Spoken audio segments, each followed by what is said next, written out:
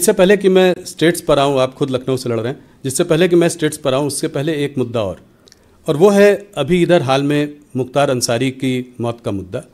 उनकी फैमिली कह रही है कि उनको जो है पॉइजन किया गया, उनको जहर देकर मार दिया गया। इस पर आपका क्या मत है, आप क्या कहना चाहेंगे? इस संबंध में मैं समझता हूँ मजिस्ट्रियल इंक्वायरी बैठी थी, उसकी रिपोर्ट आ जाएगी, स्थिति साफ हो जाएगी। पर आप क्या मानते हैं कि ऐसा हो सकता है? ये किसी भी सूरत में संभव नहीं हो सकता, पूरी तरह से बेबुनियाद निराधार आरोप है। हम लोगों ने एक चीज़ और देखी, इसके पहले अतीक अहमद और उसके भाई अशरफ माफिया डॉन्स थे ये लोग, इनको जो है सरेआम कैमरा के सामने कुछ 3 लोगों ने आकर मार दिया। ऑपोजिशन का कहना है कि ये सब चीज़ें ये दिखाती हैं कि ये स्टेट स्पॉन्सर्ड किलिंग्स हैं। ये सब तो गैंग्स आपस में लड़ते ही रहते हैं, आप तो वैसे भी देखते हैं जी। चले जाइए कहीं पर भी, सभी जगह 1, 2, 3 गैंग्स होते हैं, सबके इंटरेस्ट एक दूसरे से क्लैश करते रहते हैं और एक दूसरे से टकराते रहते हैं, एक दूसरे की हत्या करते रहते हैं। तो इसको आप स्टेट स्पॉन्सर्ड या कोई इनकाउंटर किलिंग वगैरह का कोई बढ़ावा नहीं मिल रहा है? नहीं, स्टेट स्पॉन्सर्ड तो हो ही नहीं सकता, इसकी कल्पना भी नहीं की जा सकती। जी। तो यूपी में इस तरह की चीज आप नहीं देख रहे हैं, आप देख रहे हैं कि वहाँ नहीं इसका कोई चुनाव पे असर पड़ेगा? यूपी में कह सकता हूँ, यूपी के मुख्यमंत्री श्री योगी आदित्यनाथ जी बखूबी वहाँ की सरकार को चला रहे हैं और उत्तर प्रदेश में जिस प्रकार की चुस्त दुरुस्त कानून व्यवस्था इस समय है, इसके पहले कभी नहीं रही है। और इन सब चीज़ों से चुनाव पर पोलराइजेशन वगैरह इसका कोई असर आएगा? पोलराइजेशन की पॉलिटिक्स हम लोग करते ही नहीं है। हम लोग तो इंसाफ और इंसानियत की राजनीति करते हैं, जस्टिस एंड ह्यूमैनिटी, ये हमारी राजनीति का आधार है। उत्तर प्रदेश की क्योंकि बात हो रही है तो वहाँ पे आपका जानना चाहूँगा, क्या आप 2014 का रिकॉर्ड तोड़ेंगे? 71 बीजेपी, 73 एनडीए। नहीं, इस बार 80 आउट ऑफ 80। 80 out of 80? और क्या? इसका मतलब अमेठी, रायबरेली, अमेठी में तो पहले ही रायबरेली, कन्नौज, आजमगढ़, मैनपुरी सब जगह जीतेंगे। अब देखिए रायबरेली से कौन चुनाव लड़ता था अभी तक? हाँ, अभी तक सोनिया गांधी लड़ती थी। हाँ, तो सोनिया जी तो राज्यसभा में आ गई जी, क्यों आई? तो आप कह रहे हैं कि रायबरेली में अकलेमंदी सारा काफी होता है, मैं समझता हूँ।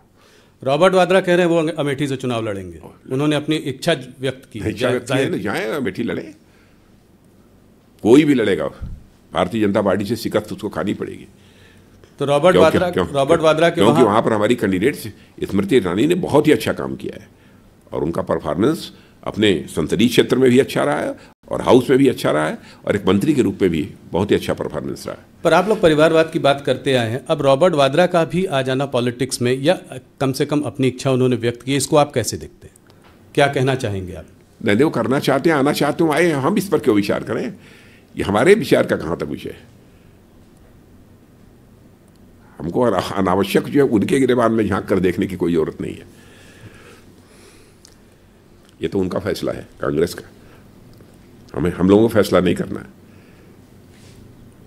इस बार आप लोगों ने एक और मुद्दा उठाया है इलेक्शन के जस्ट पहले, वो है कच्छातीवू का मुद्दा, कि ये जो है एक टापू था, एक जो कांग्रेस की सरकारों ने जो है श्रीलंका को दे दिया। श्रीलंका ने अभी बयान जारी किया है कि ये तो 50 साल पुरानी बात है, आज इसको क्यों उठाया जा रहा है? ये तो 50 साल पहले सेटल हो चुकी है। लेकिन स्वीकार तो किया ना कि 50 साल पुरानी बात है, लेकिन ये हुई थी, इसमें सच्चाई है जी।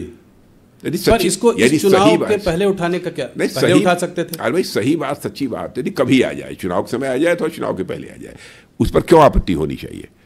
क्या कोई इसे नकार सकता है कि हमारे प्रधानमंत्री ने जो ये बात कही है कच्छातीवू के बारे में वो गलत है, निराधार है? कोई आरोप लगा सकता है? स्वीकार तो सब कर रहे हैं ना कि हाँ हुआ जी, आज नहीं हुआ, 50 साल पहले हुआ, लेकिन हुआ। ऑपोजिशन का कहना है कि इस तरह की चीज़ों को बार बार उठाना, कोई मुद्दों को पकड़ना, असली मुद्दों से जनता को भटकाना है।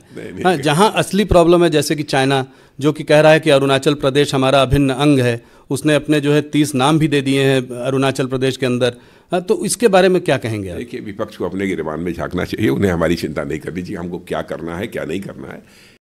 जो करना चाहिए, जो उचित है, वही हम लोग कर रहे हैं।